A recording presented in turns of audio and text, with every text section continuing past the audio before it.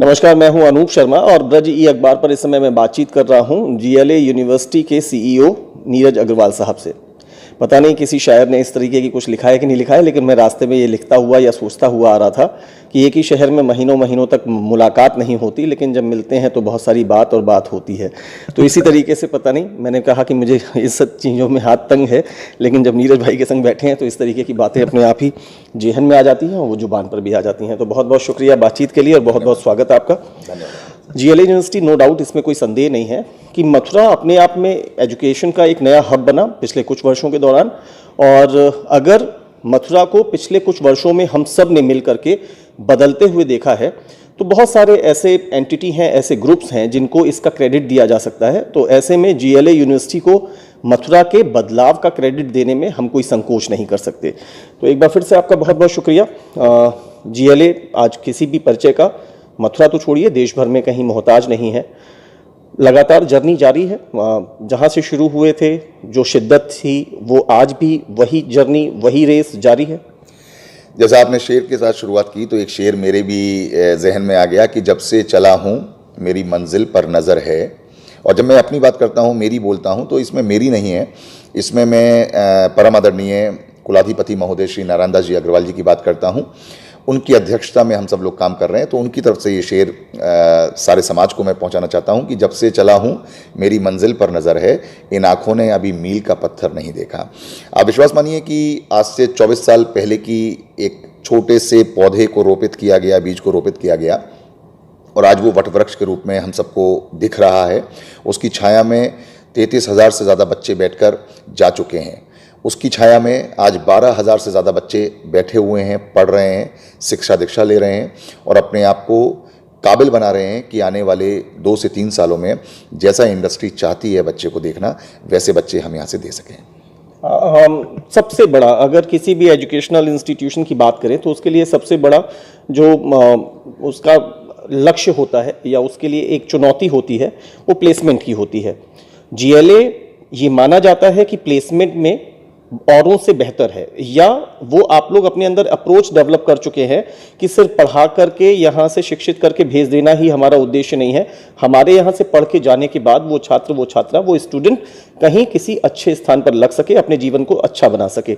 अच्छा, इसमें ये वाइसा वर्सा है, इसमें स्वार्थ दोनों का है। वो जिसने यहाँ फीस दी, समय दिया, पढ़ा, वो जिन्होंने फीस ली, पढ़ाया, शिक्षित किया, लेकिन अब इस ब्रांड वैल्यू के संग भेजूं कि जाओ बाहर जाके अच्छी नौकरी करना, बताना मैं जीएलए से था। तो ये चुनौती हर समय रहती है और इस चुनौती को बेहतर तौर पर आप लोग फेस कर रहे हैं अभी नए एग्जाम्पल्स के साथ। बहुत अच्छा प्रश्न है और बहुत महत्वपूर्ण प्रश्न है। अच्छा प्रश्न अलग बात होती है, महत्वपूर्ण प्रश्न अलग बात होती है। मेरा ये मानना है कि जीएलए विश्वविद्यालय पूरे नॉर्थ इंडिया में, प्रदेश से बाहर नॉर्थ इंडिया की बात कर रहा हूँ, और यूँ कहूँ कि पूरे भारत में अपनी शिक्षा पद्धति के लिए जाना जाता है। आपको जानकर बहुत अच्छा लगेगा, समाज को बहुत अच्छा लगेगा, क्योंकि हम समाज का हिस्सा हैं। आपने अनूप भाई साहब अभी एक बहुत अच्छी बात कही कि मथुरा में कुछ ग्रुप्स, कुछ संस्थान ऐसे हैं जिन्होंने मथुरा को बदला और उसमें जीएलए भी एक अहम भूमिका निभाता है। और मुझे खुशी होती है जब मैं चांसलर साहब की बात करता हूँ, आदरणीय श्री नारायण दास जी अग्रवाल जी की बात करता हूँ। मैं एक उदाहरण देता हूँ कि आज से 10-12 साल पहले जब मैंने एक बार पापा से पूछा कि हम कोई चीज़ बाहर से मंगा लें तो 50 पैसे 1 रुपया सस्ती आ जाएगी, टनों में मंगानी थी वो चीज़, लेकिन उन्होंने मेरा हाथ रोका, मुझे रोका और समझाया कि नीरज, अगर आप लोग भी बाहर से मंगाओगे तो यहाँ के लोग ग्रो कैसे करेंगे। अगर अठन्नी चवन्नी का भी फ़र्क है तो कोशिश करो कि यहाँ से मंगाओ। आप सोचिए, उस व्यक्ति की दूरदर्शिता को सोचिए कि वो सिर्फ जीएलए को बढ़ाना नहीं चाहते हैं, जीएलए के माध्यम से पूरे समाज को, पूरे मथुरा को, पूरे ब्रज को बढ़ाना चाहते हैं। एक इंटरव्यू में मैंने कहा था कि यहाँ जो पैसा आता है वो एक छोटे से छोटे ऑटो रिक्शा वाले से लेकर बड़े से बड़े व्यापारी तक, रेस्टोरेंट तक, सब तक पहुंचता है। इसमें समाज का हित है। अब मैं आपके क्वेश्चन पर आता हूं, प्लेसमेंट। अगर भाई से मैं प्लेसमेंट की बात करूं तो चुनौती हमेशा बनी रहती है। और चुनौती क्यों बनी रहती है कि स्थिरता में चुनौती नहीं होती है, अस्थिरता में चुनौती होती है। अस्थिरता की जब मैं बात करता हूं तो अस्थिरता को उस तरह से ना लिया जाए जिस तरह से मैं समझाने की कोशिश कर रहा हूं, वैसे लिया जाना चाहिए। हम पिछले साल से बेहतर होना चाहते हैं।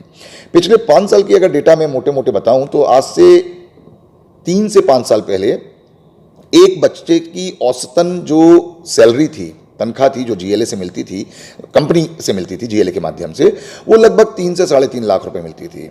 आज वही तनख्वाह बढ़कर औसतन हर बच्चे की लगभग 6.5 लाख रुपए है। तो हम अपने आयामों को अलग अलग तरीके से बढ़ा रहे हैं और मेरा मानना यह है कि अगर उसको एक सामान्य तनख्वाह पर ही अपनी नौकरी लेनी है तो उसके पास पूरे प्रदेश में कई 100 ऑप्शंस हैं। लेकिन अगर आज वो 15 प्रदेशों से आता है और प्रदेश के कई सारे स्टेट से, डिस्ट्रिक्ट से आता है, ज़िलों से आता है, तो वो एक विश्वास के साथ आता है कि जीएलए में शिक्षा पद्धति के लिए तो जाना जाता ही है, लेकिन उस शिक्षा के बाद मुझे एक बेहतरीन पैकेज पर प्लेसमेंट मिलना तय है। ये इसको थोड़ा सा प्लीज़ समझाइए और मैं चाहता हूं कि इस सवाल को अपनी तरफ सीधे तौर पर ले लीजिए। ये सवाल मेरा नहीं है, मैं बहुत सारे लोगों से जिस प्रकार की शंकाएं, मैं उसे कहूँगा उनकी शंकाएं हैं या उनका अपना परसेप्शन भी है, इसमें शायद एक आरोप भी छुपा हुआ है, इसे बहुत सहजता से लीजिएगा। और लेने के बाद मैं चाहता हूं कि आप हमेशा बड़ा एकदम बोलते हैं तो बोलते हैं, उस अंदाज में बताने की कोशिश करिए। कहते हैं कि नॉट ओनली जीए, ये सिर्फ जीएलए के लिए नहीं है, आप लेकिन अपने तक ही केंद्रित रहिए। कहते हैं कि आप लोगों का बहुत अच्छा सा एक एडजस्टमेंट होता है, बहुत अच्छी सी आप लोगों की अंडरस्टैंडिंग होती है, इधर पढ़ाई कराएंगे, इधर प्लेसमेंट वालों को इन्वाइट कर लेंगे, वो यहाँ से ले जाएंगे। लेकिन अच्छा, इसमें थोड़ा संशोधित भी कर लेते हैं, ले जाएंगे 100 लोगों को बाय द वे ले गए, उनमें से जो स्टफ है, जो रिक्वायर्ड स्टफ है, वो तो उनके संग रहता है, बाकी लोग उनके संग नहीं अपनी चीजें चला पाते। इसमें क्या है, इसको थोड़ा प्लीज समझाने की कोशिश करिए, मैं खुद भी समझना चाहता हूं। बिल्कुल, बहुत अच्छा प्रश्न है फिर से, और बड़ा फिर से मैं कहूँगा महत्वपूर्ण प्रश्न है। ये समाज के लोगों को, उन बच्चों को, उन पेरेंट्स को जानना चाहिए। एक लाइन में अगर मैं आपके इस प्रश्न का, इस बड़े महत्वपूर्ण प्रश्न का उत्तर दूं तो साफ तौर पर देखा जा सकता है कि आज से 10 साल पहले, 15 साल पहले, मैं प्रदेश की बात कर रहा हूँ सिर्फ, करीब अगर मैं एक उदाहरण लूँ, 1000 संस्थान खुले थे और आज सिर्फ 50 संस्थान रह गए हैं। तो वो दूध का दूध और पानी का पानी। जी हाँ, एक समय था कि बाढ़ आ गई थी, जहां देखते थे हम लोग बहुत सारे इंस्टीट्यूशंस खुलते थे और लोगों को लगा कि अगर उनके पास थोड़ी सी कैपेसिटी है तो वो सीधे एजुकेशनल इंस्टीट्यूशन खोलते चले जाते थे। और लेकिन हमने देखा कि सीरीज ऑफ इंस्टीट्यूशंस, एक पिछले 5 या 6 वर्षों के दौरान की बात है, एकदम से बंद होते चले गए, सबके शटर गिरे। बिल्कुल बिल्कुल, यही मैं कहने की कोशिश कर रहा था कि जिन लोगों ने ऐसा किया, मेरे भी सुनने में यही बात आती थी कि ऐसा हो रहा है। मैं कभी इन बातों से दो चार नहीं हुआ, कभी मैंने बातों को तवज्जो नहीं दी, क्योंकि मैंने जो बताया कि मेरा जो ध्येय है, मेरा जो मिशन है, मेरा जो विजन है, वो मेरे पिता की तरफ से आया हुआ है और मेरा उनका मिशन एक ही है। और हमारा मिशन सिर्फ ये है कि बच्चा जिस सोच के साथ विश्वविद्यालय में आ रहा है, वो सोच उसकी पूरी कर पाएँ। और वो सोच एकमात्र ये है कि उसको अगर स्वयं रोजगार की ज़रूरत है, यानी कि एंटरप्रेन्योर बनना है, यानी कि बिजनेस शुरू करना है, यानी कि स्टार्टअप शुरू करना है, तो जीएलए उसको उसमें मदद करे। और अधिकांश बच्चे आज भी जॉब के लिए आते हैं। तो जैसा मैंने बताया आपको कि अगर 1000 संस्थान खुले थे और सिर्फ 50 अब रह गए हैं, मैं उदाहरण की बात कर रहा हूँ, इसको एज ए नंबर मत ले लीजिएगा, एग्जैक्ट नंबर। तो कारण ये है कि शायद उन 950 संस्थानों ने ये सब काम किए होंगे, जिसकी वजह से आज वो यहाँ पर है ही नहीं। मैंने कहा था कि जो जर्नी आपने कहा कि वो अराउंड 24 ईयर्स 30 वो हो गई, 24 ईयर्स की जर्नी तो हो ही गई, तो वो सतत जारी है। आपने कहा बिल्कुल जारी है, आपने एक शेर से उसका पूरा समझाने का प्रयास किया। फ्यूचर प्लान अभी तुरंत हाल के समय में क्या कुछ ये बड़े दिमाग में क्या चल रहा है, मतलब जो आप लोगों की पूरी टीम है उसके संग बैठ के क्या नया आने वाले समय में हम क्या देखें, क्या फ्यूचर प्लान है? जी, एक तो ये है कि प्लान्स मेरे लिए जो इम्पोर्टेंट हैं वो हैं कि हम लोग बहुत जल्दी NIRF टॉप 100 में अपनी जगह बनाने वाले हैं।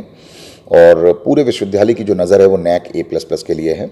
और जब मैं NIRF और NAC A++ की बात करता हूँ तो मैं करता हूँ उत्कृष्टता की, उस बात की बात करता हूँ कि आपके यहाँ बेहतरीन रिसर्च हो रही हो, बेहतरीन प्रोजेक्ट्स मिल रहे हो आप लोगों को, बेहतरीन कंसल्टेंसी हो रही हो, बेहतरीन लर्निंग मैनेजमेंट सिस्टम काम कर रहा हो। मैं LMS की बात नहीं कर रहा हूँ, लर्निंग मैनेजमेंट सिस्टम काम कर रहा हो।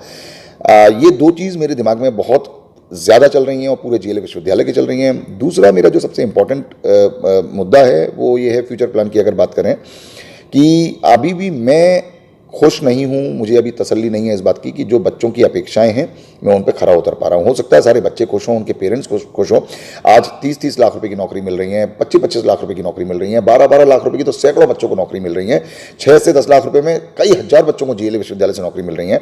वो सब खुश हो सकते हैं। और खुश इसलिए मैं बोल रहा हूँ कि हर साल हमारा जो नंबर है वो बढ़ रहा है, हर साल हमारी जो क्वालिटी है वो बढ़ रही है। तो इस बात का घोतक है ये कि कहीं ना कहीं लोगों में खुशी है, जीएलए से वो संतुष्ट हैं। लेकिन मैं असंतुष्ट हूं, क्योंकि मुझे लगता है कि अभी भी इससे दुगनी सैलरी पर हमारे बच्चे जाने चाहिए। जो बच्चा 6 लाख पर जा रहा है वो 12 पर, और जो 12 पर है वो 24 पर, और जो 40 पर है वो 80 लाख तक की सैलरी पर जाना चाहिए।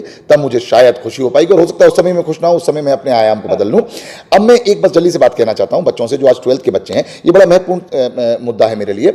मैं एक तो ये कहता हूं हर बच्चे से, अभी मैंने कुछ दिन पहले मोटिवेशनल स्पीकर भी हूं, मैं बच्चों से जुड़ता हूं, 3-3 हज़ार बच्चों के सेशंस लेता हूं एक साथ। मैं बड़े विश्वास के साथ कहना चाहता हूं, जैसे आपके अंक आपकी सफलता तय नहीं करेंगे, आप अपनी सफलता तय करेंगे। इस बात को आप गांठ बांध लीजिएगा। कोई भी निराशाजनक स्थिति में किसी बच्चे को आने की जरूरत नहीं है। मैं हाथ जोड़कर पेरेंट्स से एक बात कहना चाहता हूं कि कोई पेरेंट अपने बच्चे को इस बात के लिए दंडित ना करे या नाराजगी ना जाहिर करे कि तेरे 58% क्यों आए, तेरे 90 क्यों नहीं आए, जिसकी 100 की अपेक्षा थी उसके 79 क्यों रह गए, 81 क्यों रह गए। मैं आपके सामने बैठा हुआ शख्स बोल सकता हूं इस बात को। मैं पिछले 20 साल से जीएलए विश्वविद्यालय में हूं। मैंने ऐसी ऐसी नई जादूगरी देखी है कि कोई भी बच्चा अंकों के चक्कर में सफल या असफल नहीं हुआ। कोई भी बड़ा व्यापारी अंकों के चक्कर में कभी असफल या सफल नहीं हुआ। आज अगर किसी बच्चे के, आपके बेटा या बेटी के नंबर कम आते हैं, आज जरूरत है कि आप उसके साथ खड़े हों, आज जरूरत है कि आप उसके लिए ताली बजाएं, आज जरूरत है कि आप उसके मोटिवेशन करें, ना कि आप उसका डिमोटिवेशन करें। आपकी छोटी सी मोटिवेशन उसको जिंदगी में कहां तक ले जाएगी आपको विश्वास नहीं है। और मैं एक बात कहता हूं हमेशा कि अभी तो वो पंख होते तो उड़ जाती है ना। तो मैं एक मोटिवेशनल सेशन में बोल रहा था, तो ये शीर्षक का नाम है, किसी सीरियल का नाम है पंख होते तो उड़ जाती। लेकिन मैं कहता हूं पंख हैं, आपको बस पंख खोलने बाकी हैं। और वो पंख उन बच्चों के कौन खिलवाएगा? मैं और आप, हम दोनों मिलकर। बहुत बहुत धन्यवाद एक बार फिर से आपको।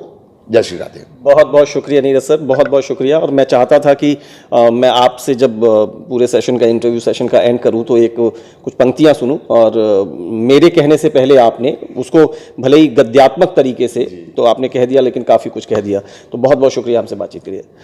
तो ये रहे हमारे साथ जीएलए विश्वविद्यालय के सीईओ नीरज अग्रवाल साहब। पूरी बातचीत तो आपने सुनी, उसको सुनकर के स्वाभाविक रूप से, चूंकि जो सवाल थे उनके जो जवाब थे वो इतने सहज थे कि वहाँ कुछ भी ऐसा था नहीं कि उसके पीछे, वो पर्दे के पीछे सामने कुछ कहा जा रहा हो, पर्दे के पीछे कुछ नजर आए। सब कुछ बहुत सतही तौर पर साफ साफ कहा गया।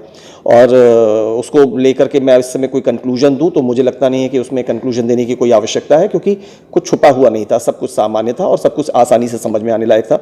लेकिन आखिर में जो मेरे एक सवाल के जवाब पर उन्होंने इस इंटरव्यू के एंड में जो कुछ कहा, वहाँ जाकर के वो जीएलए यूनिवर्सिटी के सीईओ नज़र नहीं आ रहे थे।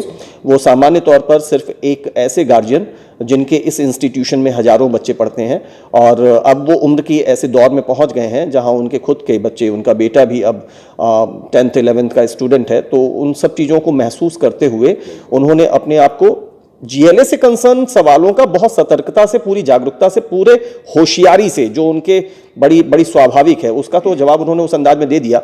लेकिन मैं आभार व्यक्त करता हूं कि शायद जो अपील हम लोग लगातार करते हैं उसे उन्होंने बहुत ठोस शब्दों में आपसे कर दिया है।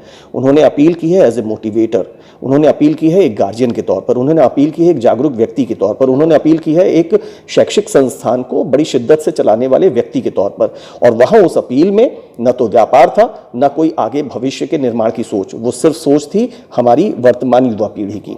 स्वाभाविक रूप से आप सभी के परिणाम आने वाले हैं। इस इंटरव्यू में से जो कुछ भी आपको अपने मतलब का नजर आया हो, या आज के इस एजुकेशनल एरा से संबंधित जो भी आपके मन में क्वेरीज हो, उसमें से निकालिए।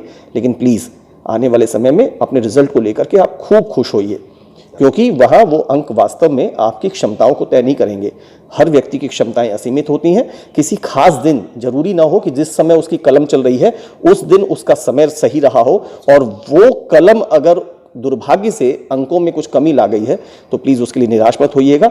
बहुत हौसला बढ़ाने वाले लोग, जिनमें नीरज अग्रवाल भी शामिल हो सकते हैं, वो सब आपके साथ हैं। आप सभी को बेहतर भविष्य की बहुत सारी शुभकामनाएं। मुझे मेरे साथी अजय यादव के साथ इजाज़त दीजिए। बहुत बहुत शुक्रिया। नमस्कार।